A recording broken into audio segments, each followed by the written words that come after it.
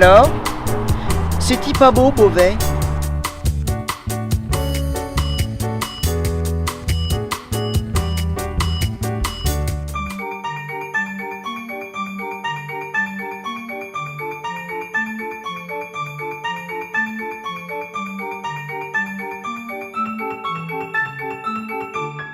Beauvais, durant l'Antiquité, c'est le territoire de la tribu celte des Bellovaques. D'ailleurs, le nom de Beauvais, ça vient de là, de ces Celtes des Bellovaques. Alors par contre, on ne sait pas si Beauvais était la capitale de cette tribu celte, parce que la ville va véritablement se développer après la conquête romaine. Pourquoi? Parce qu'en fait, ici, Beauvais va se retrouver sur une des routes les plus importantes de l'Empire romain en Gaule, le fameux réseau Agrippa. Ça passe par Beauvais. Ici, il y avait la voie Océane qui nous conduit de Lyon en Angleterre. Donc ça passe par Beauvais. Beauvais va pouvoir devenir un carrefour commercial très important. Et de ce passé antique de Beauvais, il nous reste derrière moi les remparts de la ville qui datent du 3e siècle. Regardez, ils sont magnifiques. En plus, ils sont aussi le témoignage du temps où petit à petit, eh bien, ces remparts ont été agglomérés aux habitations. Donc vous avez des ouvertures romanes, vous avez des fenêtres gothiques, c'est assez magnifique. Et pourquoi il y a eu ces remparts au 3e siècle? C'est parce que donc, à partir du 3e siècle, la paix romaine va être menacée par des envahisseurs qui nous arrivent du nord et de l'est,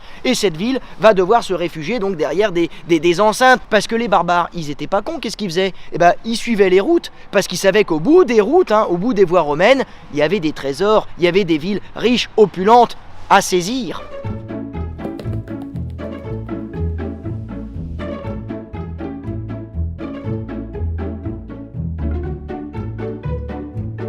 Beauvais, au Moyen-Âge, c'est une ville qui appartient à un évêque qui est en même temps le comte de la ville. Donc le gars, il concentre tous les pouvoirs, il a du pognon. C'est ce qui fait de Beauvais un des évêchés les plus riches du nord de la France au Moyen-Âge. L'évêque, il a de l'argent et il veut que ça se sache. Donc très tôt, il va se faire construire une sublime cathédrale dont les vestiges sont parvenus jusqu'à nous, derrière moi, avec cette magnifique cathédrale, enfin ce qu'il en reste, parce qu'elle a été forcément détruite quand on a construit une seconde cathédrale au XIIIe siècle, Saint-Pierre qui est à côté, mais elle est encore là, enfin en partie, Notre-Dame de la Basse-Œuvre. Regardez-moi ça, elle est magnifique, elle est encore dans le style carolingien autour de l'an 1000. Je vous rappelle quand même qu'en France, les vestiges carolingiens, ils se comptent sur les doigts d'une main. Eh bien, il y en a un magnifique vestige ici à Beauvais, c'est cette cathédrale Notre-Dame de la Basse-Œuvre. Regardez-moi ça, style l'an 1000, bien lourd, bien chargé quoi. Bam!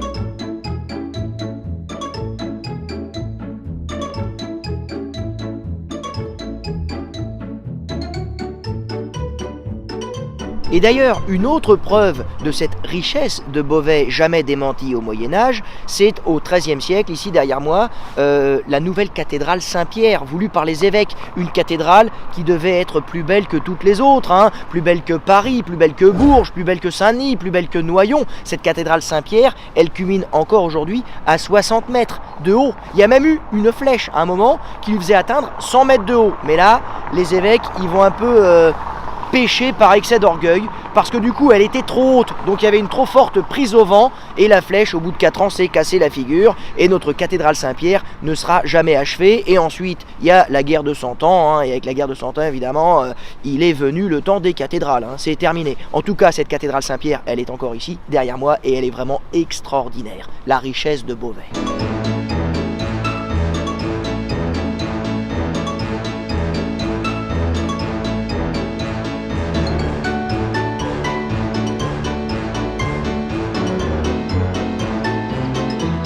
Alors il y a un autre symbole de la richesse de Beauvais au Moyen-Âge qui est parvenu jusqu'à nous, il est derrière moi, c'est la maladrerie Saint-Lazare du XIIe siècle. Alors d'abord parce que ça vaut le détour, cette maladrerie Saint-Lazare, c'est certainement un des plus bels ensembles hospitaliers datant du Moyen-Âge parvenu jusqu'à nous dans le nord de la France. Donc vraiment, faut pas le manquer. Et en plus, ça montre bien la richesse de la ville. Alors la maladrerie, évidemment, c'est pour les malades, c'est pour les lépreux, c'est une léproserie à la base, la lèpre qui est très répandue au Moyen-Âge, dans toute la France et même dans toute l'Europe. Donc on va mettre les malades un peu à l'écart, sur la route de Paris.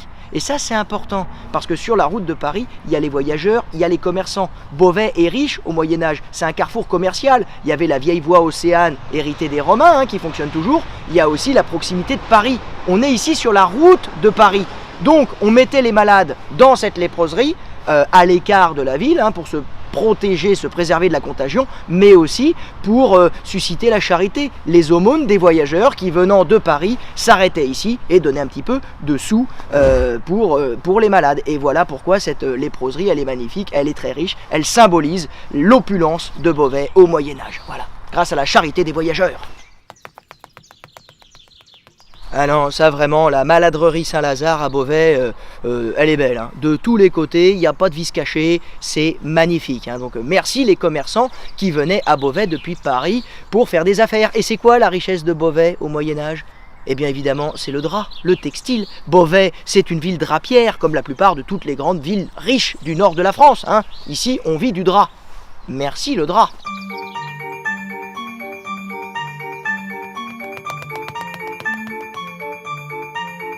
Beauvais, durant la Renaissance, c'est une femme, une figure mythique, légendaire. Elle est ici derrière moi, c'est la fameuse Jeanne Hachette. Alors qu'est-ce qui s'est passé?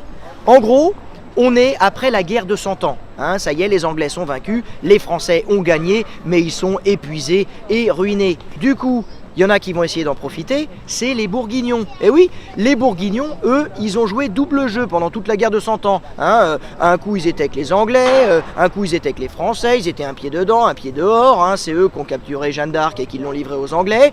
Eh bien, ils vont profiter de la faiblesse de la France pour essayer de la grignoter en partie sous le règne de Louis XI. Mais les habitants de Beauvais vont résister au siège, hein, tenu par Charles le Téméraire qui vient ici pour prendre la ville. Les habitants, notamment les femmes, vont résister, et pas n'importe quelle femme, notamment la fameuse Jeanne l'Aînée, dit Jeanne Hachette, qui va monter sur les murailles de Beauvais, hein, sur les remparts de la ville assiégée par les Bourguignons, et qui avec sa hache, d'où son surnom de Jeanne Hachette, va faire tomber les Bourguignons comme ça, va les dégommer. Beauvais va résister, Beauvais va être sauvé, et Louis XI, qui ensuite va gagner, hein, contre les Bourguignons, il va tuer Charles le Téméraire du côté de Nancy, ça c'est une autre histoire, en 1477, mais il ne manquera pas de féliciter les habitants de Beauvais qui ont résisté aux Bourguignons, et en particulier la fameuse Jeanne Hachette.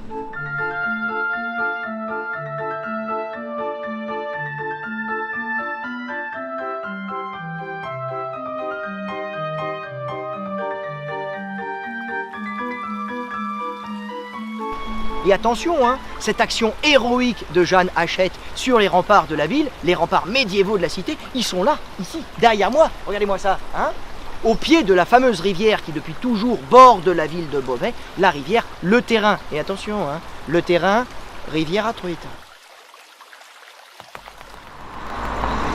Ah bah tiens, qu'est-ce que je vous disais? Le Terrain, rivière à truite.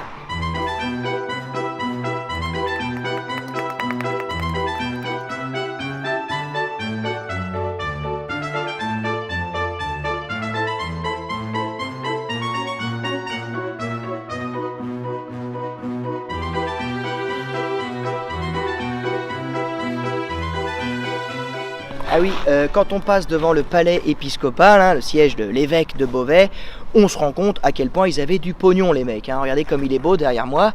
Alors il date de la Renaissance, hein, là, hein, début 16e siècle, mais il montre que jusqu'à la Révolution, les évêques à Beauvais, ça pèse. C'est vraiment ici le cœur du pouvoir. Et d'ailleurs, après la Révolution, hein, avec la République, puis l'Empire, eh bien c'est dans le palais épiscopal, devenu ancien palais épiscopal, que va siéger la préfecture, puis le palais de justice. Et ce qui est amusant, c'est de se dire qu'aujourd'hui, donc ce siège éternel du pouvoir à Beauvais, eh bien il est occupé maintenant par un musée. Voilà, l'imagination, les arts au pouvoir. C'est pas beau ça? C'est un beau message. Merci Beauvais.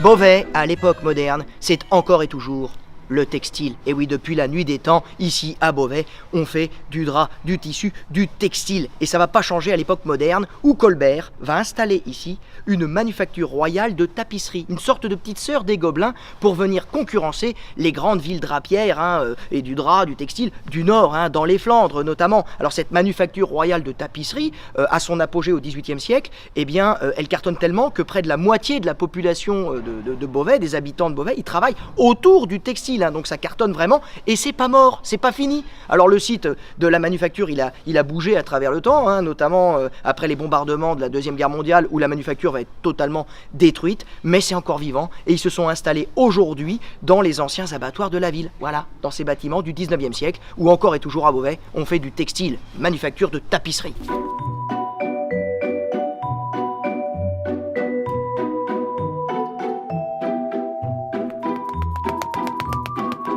Beauvais, de nos jours, c'est d'abord une ville qui a sacrément morflé pendant la Deuxième Guerre mondiale. Et oui, en 1940, les Allemands, la Luftwaffe, va bombarder la ville. Les Anglais vont la bombarder aussi un peu plus tard, hein, donc tout le monde va s'y mettre. Et près de la moitié du centre-ville de Beauvais va être complètement rasé, complètement détruit. À l'image ici du quartier Saint-Étienne. Vous avez l'église Saint-Étienne qui est derrière moi. On est vraiment dans le cœur de ville, au sud de Beauvais. Et bien tout autour, ça va être ruiné, en cendres. Il va falloir reconstruire. On va donc, avec Jacques-Henri Labourdette, à la fin des années 40, début des années 50, proposer comme ça des grands ensembles homogènes, harmonieux, assez sympas, qui vont enlacer l'église, c'est l'îlot Saint-Étienne, et c'est assez joli, et ça témoigne d'une ville qui n'a pas disparu sous les bombes. Et d'ailleurs, l'emblème de Beauvais aujourd'hui, c'est une salamandre. La salamandre, elle se nourrit du feu, les incendies qui ont ravagé Beauvais, ça ne l'a pas éteint. Au contraire, elle a survécu, tel le phénix qui renaît de ses cendres.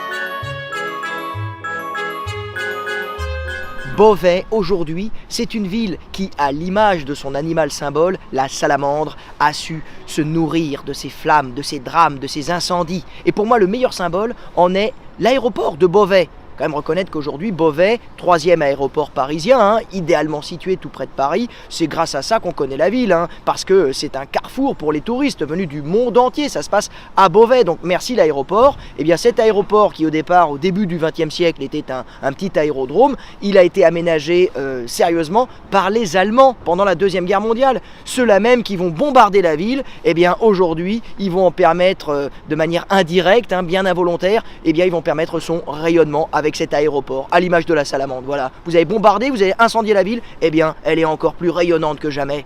C'est Beauvais.